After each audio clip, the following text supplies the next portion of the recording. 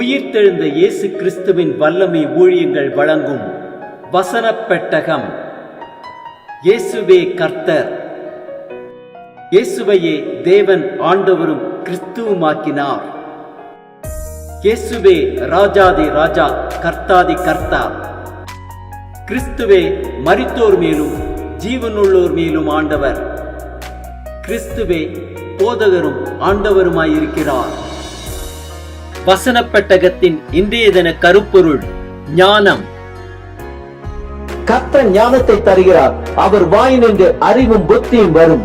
ஞானத்தை குறித்ததான வேத வசனங்களை பார்க்கலாம். சங்கீதம் 111:10 வாசிக்கிறோம், கர்த்தருக்கு பயப்படுதலே ஞானத்தின் ஆரம்பம், அவருடைய கற்பனைகளின்படி செய்கிற யாவருக்கும் நற்புத்தி உண்டு, அவர் புகழ்ச்சி என்றைக்கும் நிற்கும். எபேசியர் 1:17 வாசிக்கிறோம், நம்முடைய கர்த்தராகிய இயேசு கிறிஸ்துவின் தேவனும் மகிமையின் பிதாவுமானவர் தம்மை நீங்கள் அறிந்து கொள்வதற்கான ஞானத்தையும் தெளிவையும் அளிக்கிற ஆவியை உங்களுக்கு தந்தருள வேண்டும் என்று வேண்டிக் கொள்கிறேன். யாக்கோபு 1:5 வாசிக்கிறோம், உங்களில் ஒருவன் ஞானத்தில் குறைவுள்ளவனாயிருந்தால் யாவருக்கும் சம்பூர்ணமாய் கொடுக்கிறவரும் ஒருவரையும் கடிந்து கொள்ளாதவருமாகிய தேவனிடத்தில் கேட்க கடவன், அப்பொழுது அவனுக்கு கொடுக்கப்படும். ஏசாயா 54:13 வாசிக்கிறோம், உன் பிள்ளைகள் எல்லாரும் கர்த்தரால் போதிக்கப்பட்டு இருப்பார்கள், உன் பிள்ளைகளுடைய சமாதானம் பெரிதாயிருக்கும். சங்கீதம் 119:98 வாசிக்கிறோம், நீர் உம்முடைய கற்பனைகளை கொண்டு என்னை என் சத்துருக்களிலும் அதிக ஞானம் உள்ளவனாக்கினீர், அவைகள் என்றென்றைக்கும் என்னுடனே இருக்கிறது.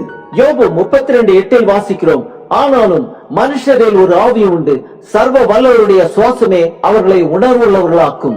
லூக்கா 21:15 வாசிக்கிறோம், உங்களை விரோதிக்கிறவர்கள் ஒருவரும் எதிர் பேசவும் எதிர் நிற்கவும் கூடாத வாக்கியின் ஞானத்தையும் நான் உங்களுக்கு கொடுப்பேன். 1 ராஜாக்கள் 3:12 வாசிக்கிறோம், உன் வார்த்தைகளின்படி செய்தேன், ஞானமும் உணர்வும் உள்ள இருதயத்தை உனக்கு தந்தேன், இதிலே உனக்கு சரியானவன் உனக்கு முன் இருந்ததும் இல்லை, உனக்கு சரியானவன் உனக்கு பின் எழும்பதும் இல்லை.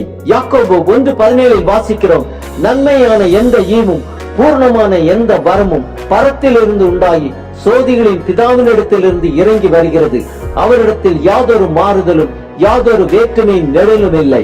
1 ராஜாக்கள் 4:29 வாசிக்கிறோம், தேவன் சாலமோனுக்கு மிகுதியான ஞானத்தையும் புத்தியையும் கடற்கரை மணலத்தினையான மனோவிருத்தியையும் கொடுத்தார். தானியேல் 1:17 வாசிக்கிறோம், இந்த 4 வாலிபருக்கும் தேவன் சகல எழுத்திலும் ஞானத்திலும் அறிவையும் சாமர்த்தியத்தையும் கொடுத்தார்.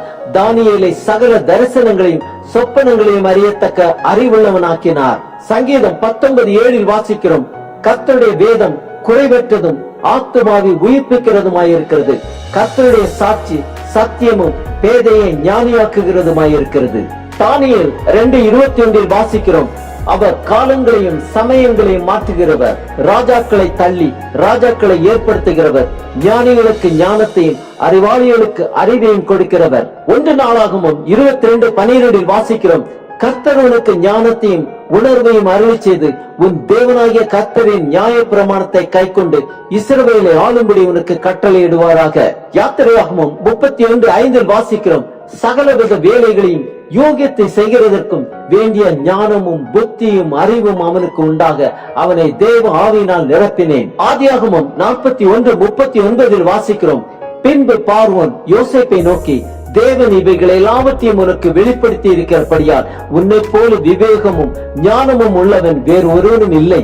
யாத்திரையாகமம் 35:33 வாசிக்கிறோம், அவனுக்கு ஞானத்தையும் புத்தியையும் அறிவையும் அருளி அவன் சகலவித வேலைகளையும் செய்யும்படி தேவ ஆவியினாலே அவனை நிரப்பினார். யூதா 1:25 வாசிக்கிறோம், தாம் ஒருவரை ஞானமுள்ளவருமாக்கி நம்முடைய இரட்சகரான தேவனுக்கு கனமும் மகத்துவமும் வல்லமையும் அதிகாரமும் இப்பொழுதும் எப்பொழுதும் உண்டாவதாக. ஆமேன். நம் தேவன் ஒருவரே ஞானமுள்ளவரும் நமக்கு ஞானத்தையும் புத்தியையும் அறிவையும் அருளி நம்மை சகலவித வேலைகளையும் செய்யும்படி தேவ ஆவியினாலே நம்மை நிரப்புவாராக.